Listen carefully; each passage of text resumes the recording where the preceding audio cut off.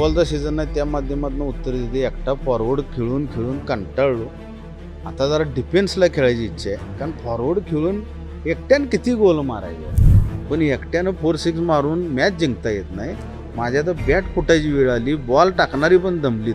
कोल्हापुरातली शिवसेना काँग्रेसनं चालवायला घेऊन कमीत कमी 5 वर्ष झाली. पुढची ध्येयधोरणं काही ठरवलेलं नाही, कोल्हापूर शहरामध्ये काही झालेलं नाही. पण मी एकटा फुटबॉलचा सीझन आहे त्या माध्यमातून उत्तर देते. एकटा फॉरवर्ड खेळून खेळून कंटाळलो.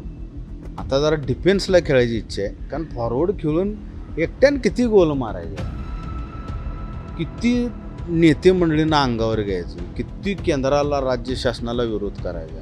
अक्षरशः सकाळ संध्याकाळ बाईट देऊन कंटाळा आला. मोर्चे आंदोलन उन्हात उभारून अक्षरशः जीव जाऊन पक्षाचं काम केलं. पण आता नको वाटायला लागलं, आता भरपूर झालं. जरासं ब्रेक घेतो, ब्रेक के बाद जे काय होईल ते होईल. कोल्हापुरातली शिवसेना काँग्रेसने झाल्याचं वाटतं. कोल्हापुरातली शिवसेना काँग्रेसनं चालवायला घेऊन कमीत कमी 5 वर्ष झाली. काय ह्यात काय नवीन नाही. कोल्हापूरची शिवसेना काँग्रेसच चालवते, दुसरं कोण चालवते, सत्यताच आहे. तुम्ही ज्यावेळी जिल्हा प्रमुख पदाची सूत्र हातात घेतल्यानंतर जिल्हा प्रमुख, तुमचा प्रश्न मला लक्षात आला. जिल्हा प्रमुख पद सूत्र हातात घेतल्यानंतर आम्ही ताकदीनं काम करायला चालू केलं.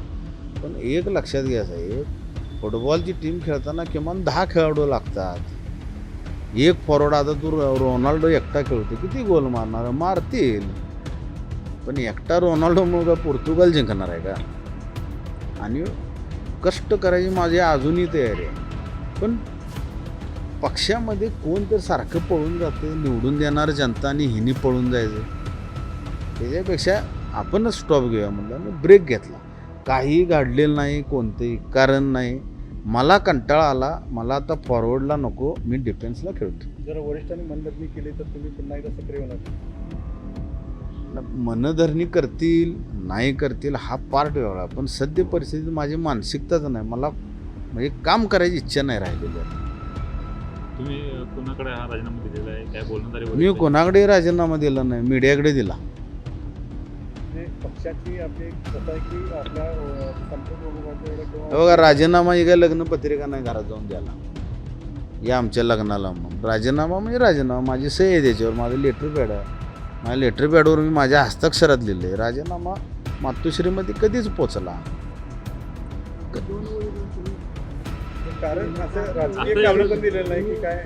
मी उलट त्यात लिहिलंय की मी कोणते राजकीय विश्लेषण देणार नाही. त्यात काय द्यायचं विश्लेषण साहेब? एक लक्षात घ्या, एका व्यक्तीनं किती राबायचो, काय त्याला काय प्रमाण आहे? नाही. आई शपथ सांगतो, तुमच्या सगळ्यांची आई शपथ घ्या तुम्ही, मी एकटाच राबावं लागलो कोल्हापुरात. कुठला पण विषय असू दे, राज्य शासन चुकू दे, केंद्र शासन चुकू दे, कोल्हापूर जिल्ह्यातले नेते कोणतरी चुकू देत, प्रत्येकाला होरावर घ्यावं. आणि बाकीच्यांचं काय तुम्हाला माहिती आहे. आता मी काही व्यक्त व्हायची गरज नाही. जोपर्यंत समोरचं कोणी व्यक्त होत नाही उगाचच माझ्या विरोधात, तर मात्र मग कुंडल्या सगळ्यांच्या माझ्याकडे आहेत. मग हा इशारा कोणाकडे? कुणालाही इशारा साहेब नाही. माझ्या बाबतीत चुकीचं कोणी वक्तव्य केलं त्यांना मी कोणाच्याही बाबतीत आत्ताही बोलत नाही, उद्याही बोलणार नाही. माझ्या बाबतीत कोण बोललं तर मी 100% उद्या परत आहे रस्त्यावर. मला काय शिवसेना पक्षच पाहिजे असं नाही. माझा मित्रपरिवार एवढा मोठा आहे, मित्रांचं प्रेम माझ्यावर इतकं आहे की आणि परत आम्ही 100-200 जण रस्त्यावर आहोत.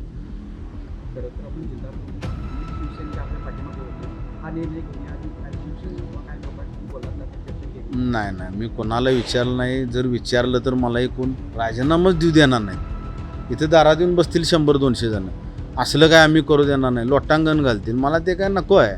माझा निर्णय मी घेतला, मला आला कंटाळा, नको बास, विश्रांती घेऊया. विश्रांती ते विश्रांती. पूर्ण केलं तुमच्या ज्यावेळी तुम्ही जिल्हा प्रमुख झाला त्यावेळी देखील काहींचा विरोध होता, किंवा त्यावेळी देखील काही टीकाटिप्पणी झालेलं पाहायला मिळालं, अनेक नाराजी होती. तुम्ही आता देताय राजीनामा, मग काय ठाकरे गटाचं किंवा ठाकरे पक्षाचं कोल्हापुरात काय पुढे भविष्य कसं काय वाटतं? ठाकरे पक्षाचं भविष्य काय तुम्हीच विचार करा की कोणी कोणी निवडणुका लढवल्या, निवडणुका न लढवता मैदानातून कोण कोण पळून गेली, हे ज्याचं त्यांना कळायला पाहिजे. आणि मला तर त्या खोलात शिरायचं नाही, फक्त एवढंच सांगायचं आहे आपल्या न्यूज चॅनलच्या माध्यमातून की मी मागाशी बोलल्याप्रमाणे की माझी बॅटिंग, मी एकटा बॅटिंग करत बसलो आहे, पळून रना काढा लागलो, जाग्यावर उभारून 4-6 मारायला लागलो, पण एकट्यानं 4-6 मारून मॅच जिंकता येत नाही.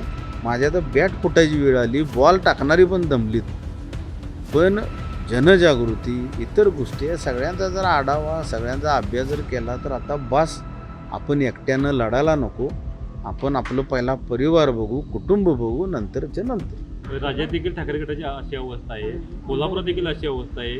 मग तुम्हाला तुमची नेमकी कोणावर नाराज आहे? स्थानिक नेते व वरिष्ठ तुम्हाला नेमकी कोणाची मदत झाली नाही, काय झालं नाही? नाही माझी नाराजी कोणावरही नाही. म्हणजे माझ्या बोलण्याचा भावार्थ इतकंच आहे की कशाला कोणावर नाराज होऊन मी बाजूला जाणारा माणूस आहे काय. माझा स्वभाव अखंड ह्या शहराला ज्ञात आहे. मी कोणावर नाराज होऊन पळून पण जात नाही आणि बाजूला पण जात नाही. पण मी अजून एकदा सांगतो की मला कंटाळा आला एकट्यानं राहायचं. एकट्यानं किती खिंड लढवायची हो. ज्या पद्धतीनं 350 वर्षापूर्वी बाजीप्रभू देशपांड्यांचा हात तुटला तरी ते लढत होते, तसं माझं काही शिल्लक नाही तरी मी लढायला होतो. पदरचं पैसे घालून लढणारा हा कोल्हापूर शहरातला एकमेव शिवसैनिक आहे. पदरचं पैसे. माझ्या कुठल्याही विषयावर कुणी चुकीचं वक्तव्य जर केलं ठाकरे सेनेच्या कुठल्या पदाधिकाऱ्यांनं, माझ्याकडं कुंडली आहे. मी कधी कोणाबद्दल सदासजी रॉंग बोलत नाही. पण मला जर कोण रॉंग बोललं, परत मी उद्या तुम्हाला इन्व्हिटेशन देतो, प्रेस कॉन्फरन्स माझ्या या. सदस्य पुढे काही नाही, जरा पावसाळा होऊ दे, शांत घरात बसतो, जरा पावसात भिजतो, परिवाराबरोबर जरा आयुष्य व्यतीत करतो. तुम्ही शिवसेना पक्षाचा सदस्य राहणार आहे किंवा दुसऱ्या कोणत्या मी माझ्या पदाचा राजीनामा दिला, पक्षाचा नाही. पक्षात सक्रिय असणार. पदाचा राजीनामा दिला. सक्रिय असो नसो हा पार्टी आहे. तुम्ही म्हणताय मी एकट्याने लढलो, मग वरिष्ठांनी याची काही चिंता केली नाही का? मग ठाकरे गटाची राज्यात अशी अवस्था आहे, मग कुठेतरी पक्ष कमी पडतोय, वरिष्ठ कमी पडतात यासाठी. काही बोलायला नको. 1-2 दिवस शांत बसूया. कोण काय बोललं तर मात्र माझं खरोखर बाईट आहे का